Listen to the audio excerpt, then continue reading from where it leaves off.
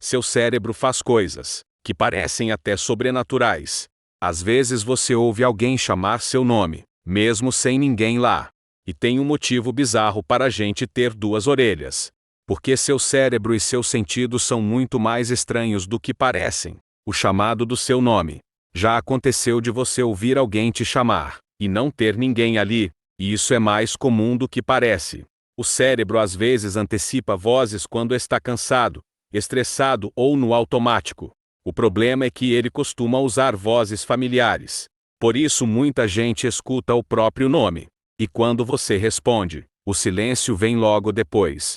Você já ouviu seu nome sendo chamado sem explicação? Por que temos duas orelhas?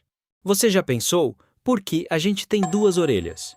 Não é só para ouvir melhor. Se você tivesse só uma, você até ouviria sons, mas não saberia de onde eles vêm. Com duas orelhas, seu cérebro compara qual lado o som chegou primeiro. E em qual orelha ele está mais forte.